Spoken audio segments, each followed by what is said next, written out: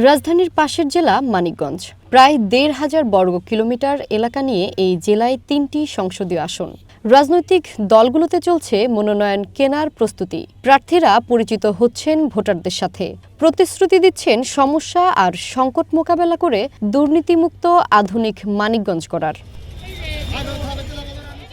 তবে চলমান সহিংসতার কারণে ভোটারদের মধ্যে দেখা দিয়েছে আতঙ্ক ও অনিশ্চয়তা। এই নির্বাচন ঘিরে যে বিচ্ছিন্ন ঘটনাগুলো ঘটছে, এটা আসলে দায়ভার কে নেবে? ওসমান হাদির মতো একজন নেতা মারা গেলেন, তার হত্যাকারী কিভাবে বাইরে পালিয়ে যেতে পারে? নির্বাচিত সরকার আসলে আমাদের ব্যবসায়ীদের জন্য অনেক ভালো, আমরা সুষ্ঠুভাবে ব্যবসা করতে পারবো। যে কোনো সরকার যে আসুক, সরকার আসলে জানি আমাদের কৃষকরা নিয়ে চিন্তা ভাবনা করে এবং দেখাশোনা সার্ভিস সময় মতো আমরা পাই। প্রার্থীরাও স্থানীয় সমস্যাকে গুরুত্ব দিয়ে ভোটারদের কাছ থেকে ভোটের প্রতিশ্রুতি নিচ্ছেন।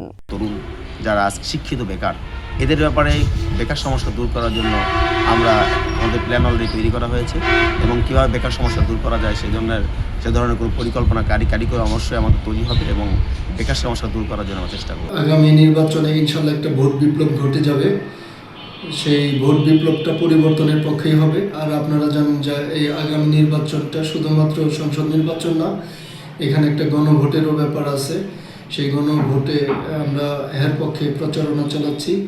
তবে আইন শৃঙ্খলা পরিস্থিতি মোকাবেলায় সব ধরনের প্রস্তুতি নেওয়া হয়েছে বলে জানান এই দুই কর্মকর্তা।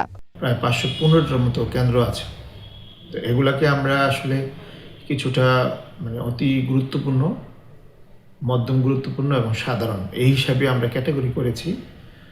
তো আপনি জানেন যেগুলো অধিক গুরুত্বপূর্ণ এগুলো আমরা অলরেডি জেলা প্রশাসক সহ জেলা রিটার্নিং কর্মকর্তা সহ কনসার্ন যারা আছে আর অন্যান্য আইনশৃঙ্খলা বাহিনী, আমরা ইন পার্সন এগুলো ভিজিট করে দেখছি কী কী থ্রেট আছে, চ্যালেঞ্জগুলো আছে, আমরা এগুলো অ্যানালাইসিস করে আমরা প্রয়োজনীয় ব্যবস্থা নিচ্ছি।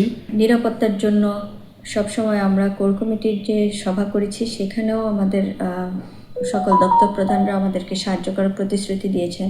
পুলিশের সাথে আমাদের সার্বক্ষণিক যোগাযোগ আছে। এসপি মহোদয়কে সাথে নিয়ে আমি দুর্গম কেন্দ্রগুলো ভিজিট শুরু করেছি। এদিকে কুমিল্লা সদর আসনেও সরগরম ভোটের রাজনীতি। বিএনপি, জামাত, এনসিপি ও নাগরিক পার্টির নেতা কর্মীদের ব্যস্ততা বেড়েছে ভোটের মাঠে।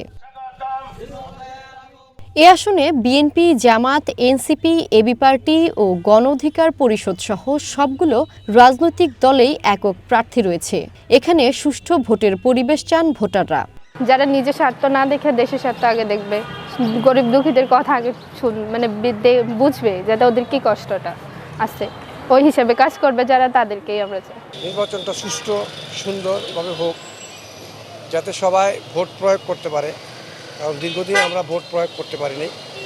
সেই ভোটটা যেন আমরা সুন্দরভাবে প্রয়োগ করতে পারি, সেটাই আমাদের প্রত্যাশা সাধারণ নাগরিক হিসাবে।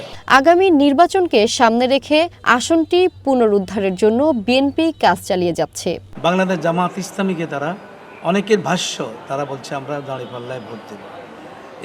এর মাধ্যমে আমরা আশা করতেছি আগামীতে একটি নতুন বাংলাদেশ, একটি মানবিক বাংলাদেশ, একটি সুন্দর দেশ আমরা পাবো ইনশাআল্লাহ।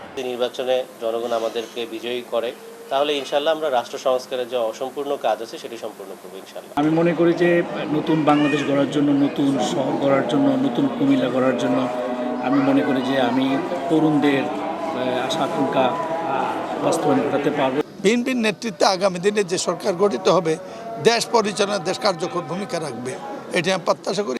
এদিকে কুমিল্লা সদরে বেড়েছে ভোটার, সেই সাথে বেড়েছে ভোট কেন্দ্র। এবার শুধু নির্বাচনের শান্তি শৃঙ্খলা রক্ষায় নয়, প্রার্থীদের নিরাপত্তায়ও কাজ করছেন পুলিশ বাহিনী। কুমিল্লায় একটি সুন্দর নির্বাচনের জন্য কাজ করছেন নির্বাচন কমিশন ও প্রশাসন। তফসিল ঘোষণার পরপরই বিভিন্ন পোস্টার, ফেস্টুন যে ব্যানারগুলো ছিল শহরে, আপনি দেখবেন যে অনেক পরিষ্কার এবং আমাদের ম্যাজিস্ট্রেট তাদের কাজ চালিয়ে যাচ্ছে। সিটি কর্পোরেশন আমাদের অনেক হেল্প করেছে এই ক্ষেত্রে। আজকেও ড্রাইভ হয়েছে, অভিযান হয়েছে, আমরা অনেকগুলো ব্যানার সরিয়ে ফেলেছি। এখন শহর অনেকটাই পরিষ্কার। আর একটা সুষ্ঠু নির্বাচন করার জন্য যা যা প্রয়োজন আমাদের আইনশৃঙ্খলা বাহিনী থেকে অন্যান্য যে কর্মযোগ্য সেটা আমাদের চলমান রয়েছে। সব মিলিয়ে আগামী জাতীয় সংসদ নির্বাচনকে ঘিরে প্রার্থী ও ভোটারদের মেলবন্ধন কতটা সুদৃঢ় হয় সেটি এখন দেখার বিষয়। ভূমি সারথী, ওয়ান ন্যাশনাল ডেস্ক।